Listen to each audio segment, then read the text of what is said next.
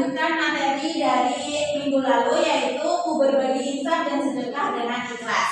Di sini siapa yang suka sekali infak dan sedekah?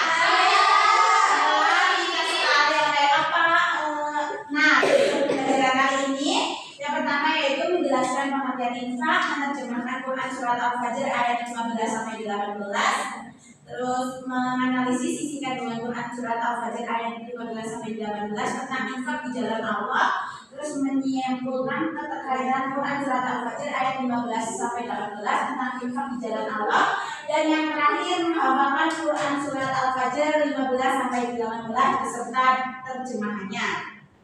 Nah, di sini ada yang sebelum itu kalian simak dulu video infak dan sedekah. Ini cuma video singkat.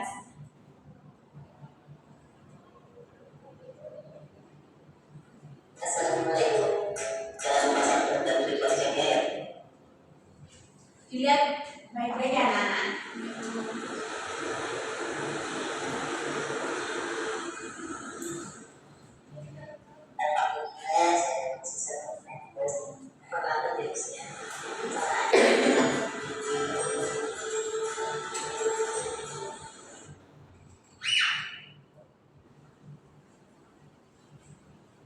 Kelihatan semua kan? Ya tuh.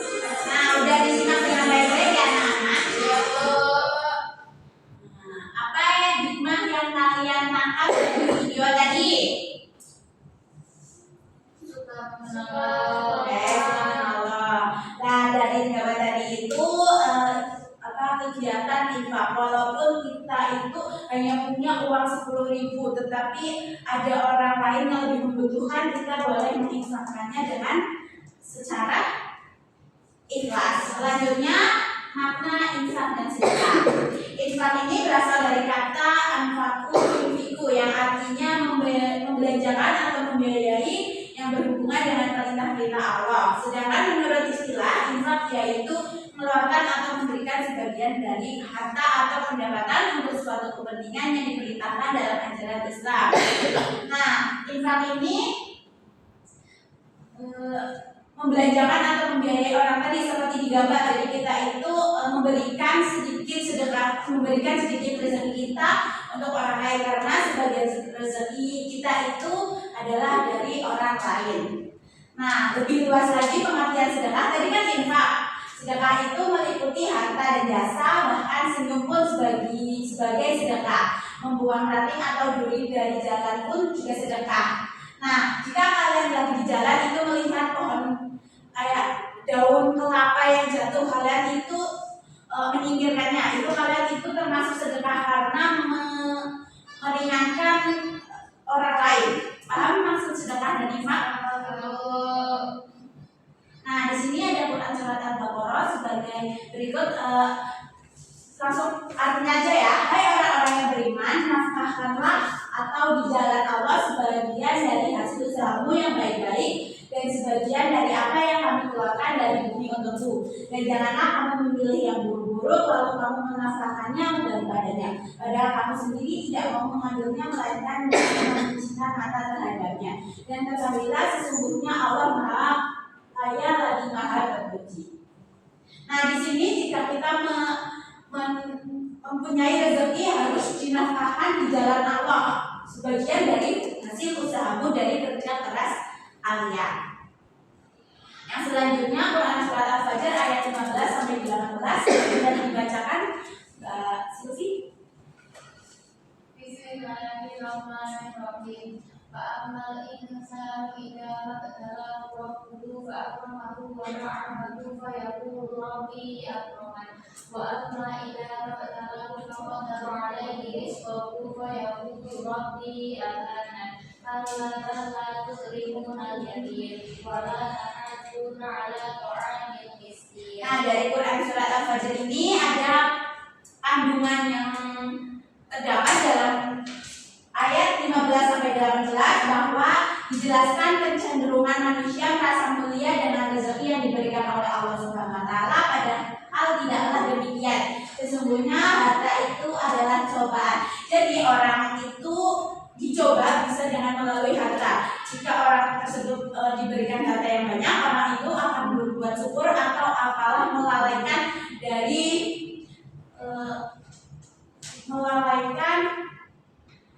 syukur tersebut atau menggunakan harta tersebut dengan yang salah. Nah, selanjutnya isi kandungan Quran surat Al-Fajr ayat 17 sampai 18 itu mengisyaratkan agar manusia memuliakan dan menyayangi anak yatim. Nah, jika ada orang melihat anak yatim yang sedang kesusahan, maka harus dibantu karena Allah Subhanahu wa taala berfirman bahwa sebaik-baiknya rumah seorang muslim adalah rumah yang di dalamnya ada anak yatim yang diasuh dengan baik. Jadi jika kalian menemui anak yatim yang kesusahan atau kelaparan, kalian harus menolongnya karena nanti kalian akan mendapatkan pahala. Quran surat Al-Fajr ayat 18 yang juga memerintah Allah Subhanahu wa taala memperingatkan agar manusia itu saling menyeru, saling mengingatkan untuk menyeru memberi makan orang miskin, orang-orang yang tidak menyantuni anak yatim, dan tidak menyeru memberi makan orang miskin termasuk pendusta agama. Nah, jadi kalian tidak mau kan dikatakan sebagai pendusta agama, maka kalian harus memberi makan orang miskin yang ada di sekitar. Nah, apakah sudah paham? Nah, ini ibu akan membuat kelompok, yaitu 2 kelompok. Yang kelompok pertama Mbak Silvi sampai Mbak Umi, yang kedua Mbak Jenny sampai Mbak Ida. Di sini ada kasus. Ini kasus, terus ini jawabannya bagaimana? Ya, dijawab. Nanti kalian maju satu-satu. Ibu beri waktu 5 menit. Apakah sudah anak-anak? Sudah. Siapa yang mau maju terlebih dahulu?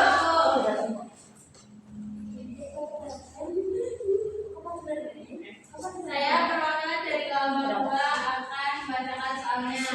Ini adalah siswa SMA yang mendapat uang saku lebih dari orang tuanya. Ia sering jajan berlebihan tanpa pernah memberikan sebagian uangnya untuk membantu temannya yang kurang mampu.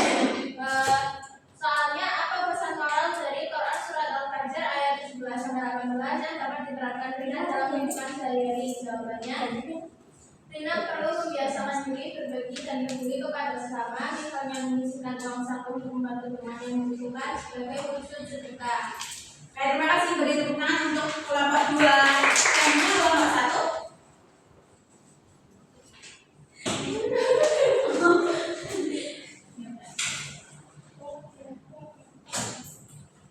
Jadi sebuah desa mengalami musim panen yang melimpah, tetapi warganya enggan membagikan hasil panennya kepada tetangga yang kekurangan karena takut dagingnya berkurang. Mengapa setiap warga desa tersebut bertentangan dengan kandungan Quran surat Al-Fajr ayat 17 sampai 18? Karena ayat tersebut mengecam sikap kikir dan tidak peduli kepada anak yatim dan orang miskin. Warga seharusnya saling berbagi rezeki sebagai bentuk syukur, bukan menahannya karena takut berkurang. Terima kasih untuk beri tepuk tangan.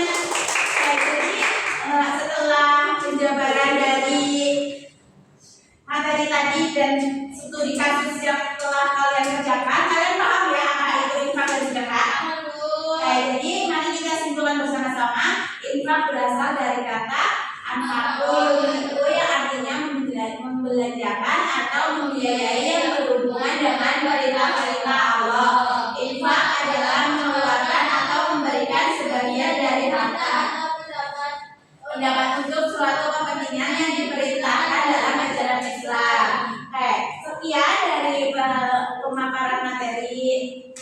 mengenal ini, untuk pertemuan minggu depan kalian buat mind mapping tentang apa sih itu infak dan sedekah yang kalian tangkap dari pembelajaran hari ini. Baik, Bu. Oke, sekian pembelajaran yang dapat Ibu sampaikan. Sebelum itu kita membaca hamdalah terlebih dahulu. Alhamdulillahirabbil alamin. Sekian wabillahi taufiq wal hidayah. Wassalamualaikum warahmatullahi wabarakatuh. Waalaikumsalam warahmatullahi wabarakatuh. Terima kasih, Bu. I just had to let you know you're